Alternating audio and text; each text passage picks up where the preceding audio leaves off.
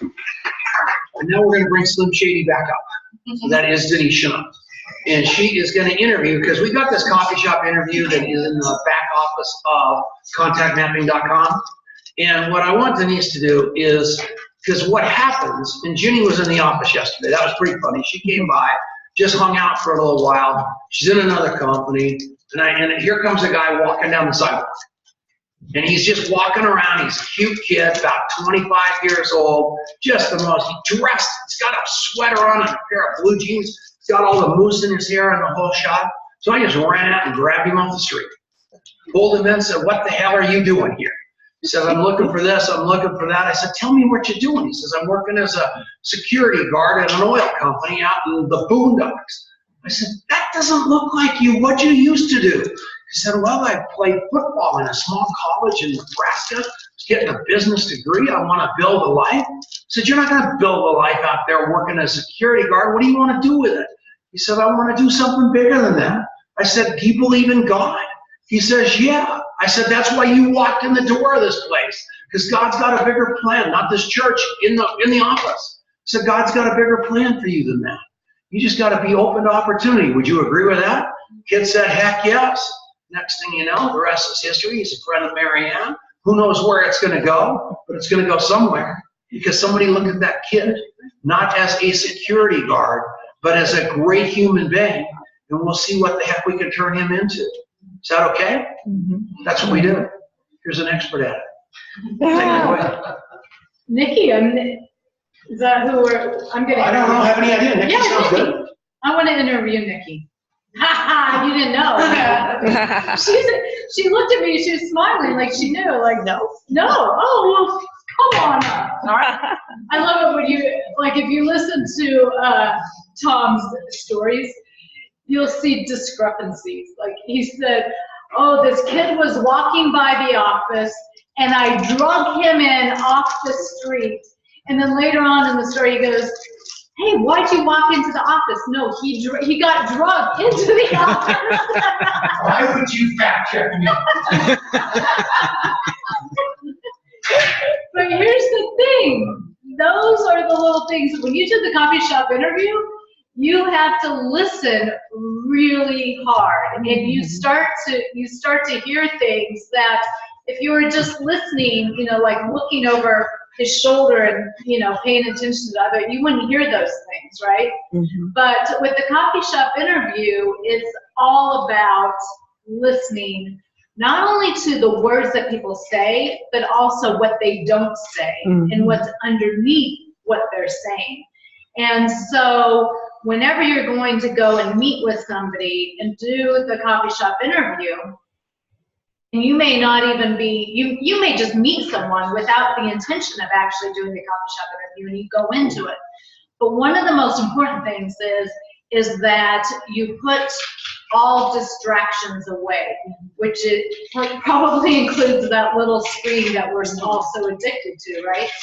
So not only turn off the ringer, but put it in, a back pocket or a handbag or something, so it's not even sitting out. And when you do that, that alone tells people that you respect them enough to be present in the moment, right? So a lot of times you'll go to a meeting and people they'll set their phone down, but they'll put it to the side with the screen up, and then maybe the ringer's even off, but they'll keep glancing at it. It's like a magnet, and that's why you have to put it away. So I wanted to interview Nikki because I've often said to Nikki that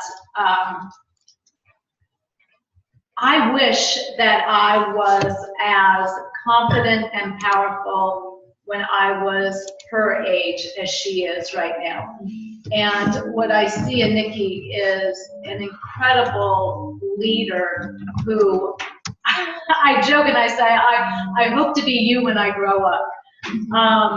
But I love Nikki's story, and I'd like you to share your story a little bit, and we'll do that through the coffee shop interview. All right? So I'm going to kind of act like I don't really know Nikki. Like I don't know any of these details, like I'm kind of meeting her for the first first time, and we'll see what unfolds from that, okay? So Nikki, Yes. how's it going? Good. I'm relieved that I don't have to be Tom, that I can be myself. So thanks, Tom. Yeah, I'm relieved by that. right? Yeah. Yeah, that would be a tall order. That would be a lot of tall order. work. Yeah. Most of all, though, you'd have to like just unlearn everything. Yes. Love you, Tom. So tell me about like what's been going on in your life over the last 6 months, let's say. Well, and this is as if you don't know me. Mm-hmm. Okay. Well, I'm an entrepreneur. I have many things that I love. So we have, 2 or 3 different irons in the fire a lot of the time. I'm married, and I love that. I love being married. And I have Are you newly married? Yeah, 2 years. 2 years. Yeah, well, 2 years you're married. And so we're going strong, we're going real strong. And we have a 6-year-old little girl, and we have a really great, beautiful blended family. We all really get along. We're good friends, and Arian is her name. We call her Pickle, and she often tells me how somebody in her life that she loves calls her peanut butter and jelly, and that's Tom. Mom, why does he call me that? I said, I don't know. And she wanted to come today because Tom gives out money. And she knows that. Casey's like, I will be here every Saturday. Correcting for my college, non-college. Yeah. And I guess it tells us a little bit about kind of what we're doing. So what would you say is most important in your life right now? Time is it. Being able to spend it with time. Yeah. Because you're newly married. Yeah. So I've been married 20 years.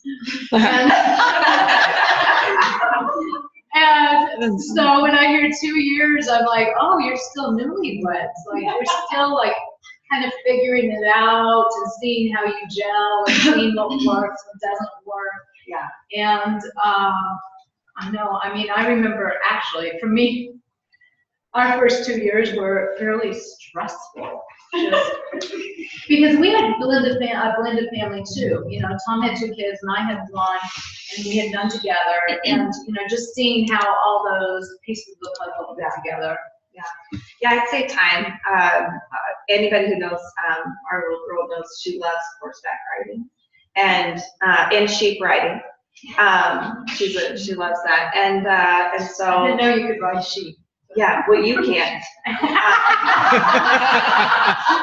would be called a dead sheep. Or you can, and bite us all. And so watching her just fall in love with that. I didn't grow up, I grew up around horses and stuff, but so I don't know where that came from inside of her to be a rodeo queen.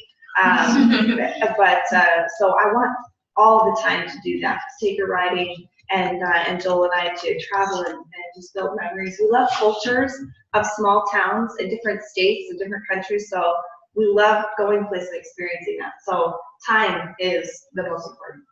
Time is. And so did you grow up in a small town then? No. Did you see, I was listening, they love the culture of small towns. I didn't grow up in a small town. I was born in Seattle at an Amway conference. These are good details. Yeah, I was born at an Amway convention, which is hilarious. And I grew up in Gillette, Wyoming, which isn't a super small town. I just love small because people are connected, like Berthoud. I love small. Yeah. I felt that about you. Like I feel like you're a really good connector of people. Yeah, I love connecting people, whether it's church or business or friendships. I think that's what God's called me to do. Oh, yeah, that's awesome. Yeah. So are you taking advantage of that intuition now? Yes. Yes. So I love network marketing. I love the industry of network marketing. And I think it's the best place in the world to be able to achieve that inside of network marketing. So how long, okay, so you were born at an Amway commitment, so. So I've been in it for 25 years. Scratch that, 20 something. Yeah. And so were your parents were obviously in Amway? Yeah. So I didn't realize this till I got older, but you guys know the sound of strapping tape on boxes? Oh, it sends me to the moon. And I realized my dad has been a coal miner for 34 years, and he is the most incredible human being. And he would work graveyards, and then he would night shift, and he'd come home covered in coal dust, take a shower, and not go to sleep. He'd put a suit on, and he would go build their network marketing business. And I remember late at night, they put us to bed. Well, it was before drop shipping and everything we have today in our world. And they would stay up at night and repackage and strapping tape boxes closed to ship out. And so I guess I didn't know what it was when I was a kid, though. I didn't know until I was about 24 years old what network marketing actually was. You just knew what packing tape was. I knew packing tape and soap. Large boxes of soap, that's what I knew. Yeah, that's all I knew. Yeah. And so I love that you have this, you loved your dad. Like it sounds like you really looked up and admired your dad for his fortitude and just how hard he worked, but it also sounds like he was a really great dad. Oh yeah, just to this day, he is amazing. He's an incredible teacher. And if I ever got excited about anything, if I mentioned that I wanted to play golf, he'd show up with a golf bag. I mean, he's amazing. To this day, he's amazing. Yeah. What did he teach you most? I mean, one thing that people may not know about my dad when you see him is he is a master archer. I mean, he just set another state record, Wyoming state record and a Colorado state record. And he shot perfect scores on both days. Like, he couldn't have shot a better score. Wow. And I was like, oh my gosh, I mean, I'm crying reading this post. And I was like, Dad, did you like put your bow down and go like, yes? And he goes, no. I ran outside first where there was nobody, and then I went, yes! And he's so humble. And I think what I've learned most about him, and I love going to the range or fly fishing with him or anything, because he is so calm and he is so dedicated to mastering the moment, you know, and that might be archery or time. And so I've loved watching him be so humble and master whatever moment that is. Awesome. Yeah. Well, I met Joel, and I can actually see the same characteristics in Joel as well. Like, he is solid. Yeah. You know, he doesn't get upset, or, you know, he's just a rock. Mm-hmm. And I can see your dad and Joel. Yeah, they have very, very similar qualities, which I guess if you have a good relationship with your dad, and I was blessed to have one, you know, then you end up wanting to marry that. Yeah. So awesome. Mm-hmm. So what do you think your future looks like? Oh, that's a good question. We just had this conversation last night that we normally set goals for our year, and we hadn't done it this year. And so last night, late, about 11:30 or midnight, and good pillow talk. It's good, yeah. Well, it was me by myself because he's working nights right now, so so it was great. I fell asleep in the midst of it, actually. Anyway, we talked a lot about you know, what our priorities are for this year, and it's you know, time, and with time you have to have financial freedom, and we're both very healthy. We're blessed with that, and we want to maintain that. So we talked a lot about what traveling looks like and what potentially building our family looks like if we're going to have more kids, and really finding a way to give back to other people. Yeah. So whatever that can look like, that's what we're excited about. Yeah. Set that intention. Yeah. Mm-hmm. Yeah. That's awesome. Yeah. I'd love to help you create that. Deal.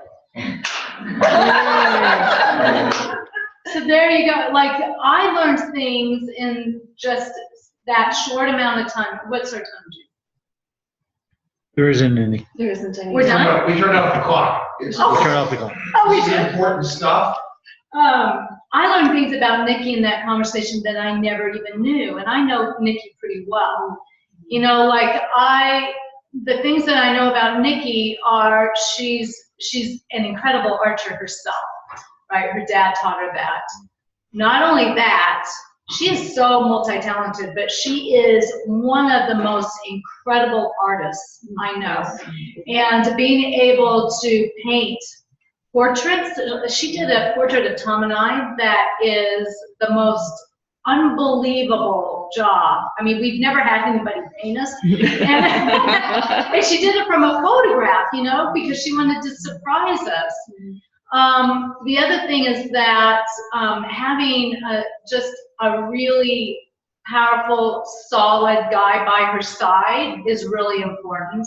And that she's a little bit like me is in that when Tom and I first started dating, the thing that drew me the most at him was the way he treated my son.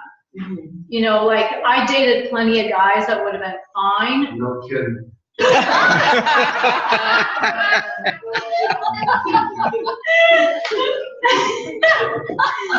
all names like the doctor and Peter the pool boy. Now he did not work. We did not work at the pool. We met at the pool, FYI. But anyway, like, I dated plenty of guys, but when you have a child, you know, and you look at somebody who's going to be in your kid's life from there on out, like, being a great dad is at the top of the list. Yeah. And the other things that I know about Nikki is that personal development is really important to her, and connectedness with other people. Like, she is a connector, and she is the thing that when you ask people what they feel about Nikki, they always say that they felt like she was their best friend from the moment she opened her mouth. Like, there's no distance between her and the other person. There's a relatedness because there's a humbleness and a humility, and she's an unbelievable connector, and ambitious but she keeps that sort of to herself, but she is competitive and ambitious, you know, and so those are all the things that when I think about Nikki, those are like at the top of the list. But we uncovered some things that I didn't know. I didn't know about that she was born at an Amway. You know, but again, you see how when you listen to the words, you're listening to one thing, but when you listen to what's underneath the words and what she didn't say, you know, time is so important. Why?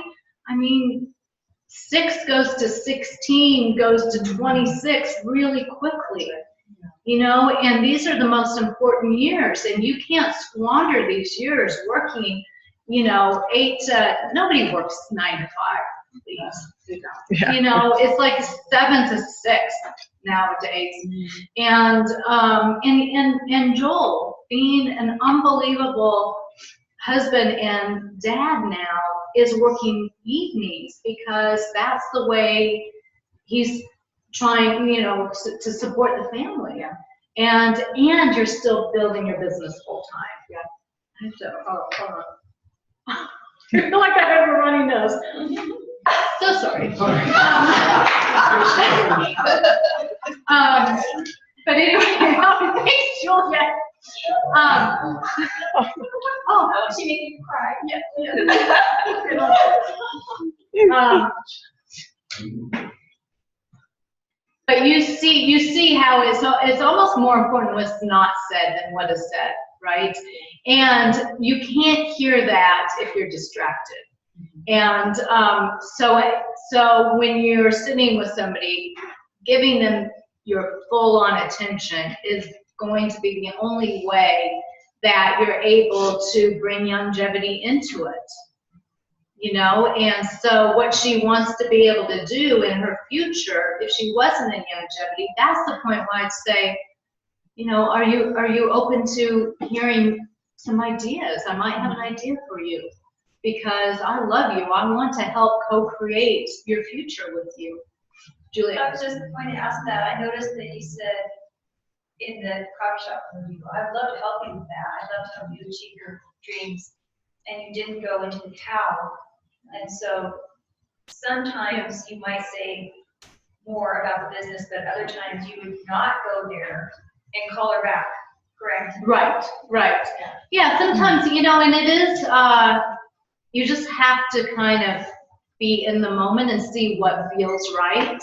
It may be, you know, I always, it's a little creepy, but I always use the analogy of dating, you know, like, there's a certain amount of, you gotta go on some dates before you kiss, and then you gotta kiss a while before you know. And Lynn's like, We have an 11-year-old. yeah. I forgot there was a young person in the room. But you know, you can't go in too quickly.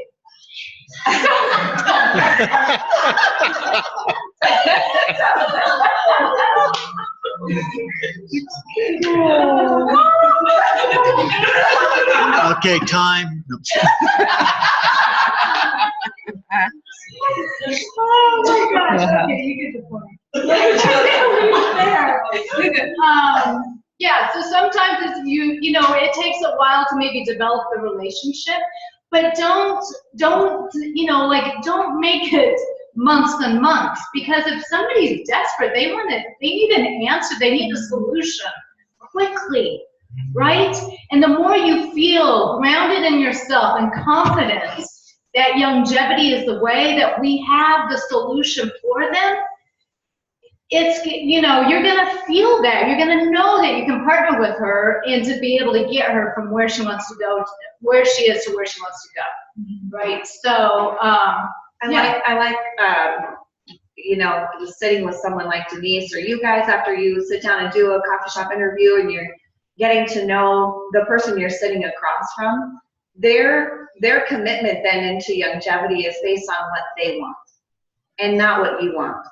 And that's when you have committed people who keep coming and keep coming and keep coming, because it's based on truly what they want. You know, it's based on, in this situation, I want, you know, time is going to pass. My dad won't be here forever.